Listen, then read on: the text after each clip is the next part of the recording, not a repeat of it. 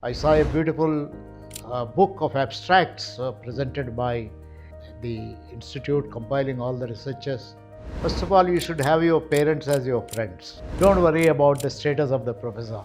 It doesn't have to be a head of the department. It could be even an assistant professor, a lecturer, a research assistant, anyone who is elder than you. I think have some friends. People can help each other to make or change their lives. First thing, whatever generation you belong, whether it is Gen Alpha, Gen Z or Gen X, don't worry about what people classify you. So use your whatever is available during your generation as an asset and work on it. HR cannot be the job of only one department. HR is the job of every human being. I think learning is the biggest asset you can build for yourself. Thank you very much. I am very happy to have visited ISME today and participated in this international conference on management. It seems to be a wonderful conference. This is my first visit to the institute, great infrastructure, and very lively students and lively faculty. I'm very happy to have met them. The theme they have chosen is very appropriate in the current contemporary world, looking at various management issues and trying to look at what is it that the management profession can do to generate alternative solutions and so on.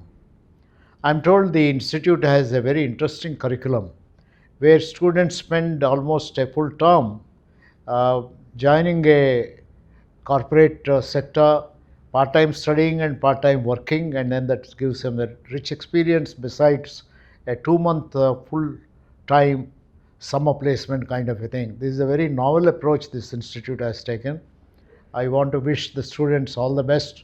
It's a great learning opportunity, particularly when you are studying to attend an international conference where you get to meet a lot of people. I saw a beautiful book of abstracts presented by uh, the institute compiling all the researchers. I would recommend to the students to go through these abstracts. I think you fellows are very smart chaps. You read an abstract, you can get the whole essence of what is happening.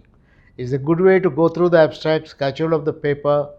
Out of the 150 and odd papers presented, even if you pick up about a dozen of them and then go deep and make presentations, I think this is a good way of learning. I want to wish you all the best. I'm happy to have visited this institute, and it is so kind of the institute to use this opportunity to give me Lifetime Achievement Award. It's quite humbling to receive the award. Thank you for the award. First of all, you should have your parents as your friends. And for some reasons, in some families, I have seen youngsters feel that there is a distance between them and their parents because the first no from a parent sets off the student to think and block himself or herself up, which leads to a lot of tension. If you, for some reason, you're not able to communicate with your parents, it's not necessarily only their style, it could also be the distance, their availability, because in today's world, everyone has to struggle hard to maintain their own life. I think the next best person whom you can relate to is your teacher, is your professor. Do not hesitate to go to your professor. Pick up any one professor and consider him or her as your mentor. Share more of your details. No professor will come forward to advise you unless you share details. So initiate your chat, share your details, be a good friend. Your professors can be your best friends. I mentioned in my acceptance speech how some of my teachers identified my talent and suggested, like the principal of Loyola College offering me a position for demonstrator in chemistry and suggesting I'm too young to go and do my MSc chemistry and getting an application form and getting me to apply for Regional College of Education. I think this is what a professor can do. Another professor identifying the psychology talent in me and suggesting that Venkatesh, you should be wasting your life if you do your chemistry, try and do psychology, and writing to another professor. I think professors can be your great friends. They can inspire you, they can understand you, and they can guide you a lot. Don't have to hesitate to go and meet your professor. Find out someone. Don't worry about the status of the professor. It doesn't have to be a head of the department. It could be even an assistant professor, a lecturer, a research assistant, anyone who is elder than you. I think have some friends. People can help each other to make or change their lives. This is the message I can give to you. First thing, whatever generation you belong, whether it is Gen Alpha, Gen Z, or Gen X, don't worry about what people classify you. You happen to be born at a time when I think the world is filled with, I think today, filled with gadgets, internet, Google, social media like LinkedIn. Now, this may change from 2 to 3 years from now. So, social media are always changing. So, you are, if the timing in which you are born, the environment that is existing is an asset to you. Your seniors will treat that as a liability. Don't get upset because their context was different. Appreciate what they say. Don't need to argue with them. Just appreciate and say, yeah, I think that is how you were born. So use your whatever is available during your generation as an asset and work on it. Having said that, the only thing you need to do, have respect for your seniors, which includes your parents. They have lived different life.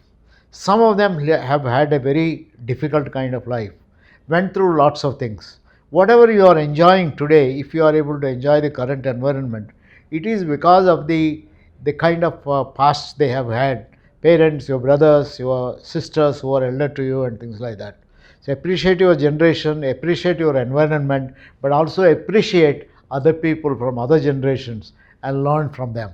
Then you are likely to set your path right. I think mutual appreciation, understanding, liking for each other is very important. There is nothing like a negative quality of any generation. All are positive qualities. See, in 1974, we started HR as a system to create happiness at work. We identified some 6 subsystems, which include performance appraisal, training and development, career planning, etc., which are still valid today as systems. But today the world has grown. HR cannot be the job of only one department, HR department. HR is the job of every human being. Gone are the days where you can depend upon a department to build your future. Today, we all matter in building our future. That is why I say everyone is his or her own father or mother of HRD. Everyone is the owner of your own HR. What does it mean? Learn continuously. Learn from a variety of sources. You don't need HR department to give you and tell you appraisal is a source of your learning. Use it. Career planning as a source of learning. Use it. Assessment and feedback on assessment as a source of learning. Use it whether you succeed or fail. So today HR has to be taken charge by every human being, and some of you may ask me, therefore what should HR do? HR should therefore make everyone a continuous learner, and there is not one way of doing it, there are many ways of doing it. So HR is in big business of discovering multiplication of talent, not in one way. And you don't have to be in HR. You could be a finance guy, you could be materials guy, production guy, marketing guy, or you could be nobody, doesn't matter. I think learning is the biggest asset you can build for yourself. That's what I can say about HR.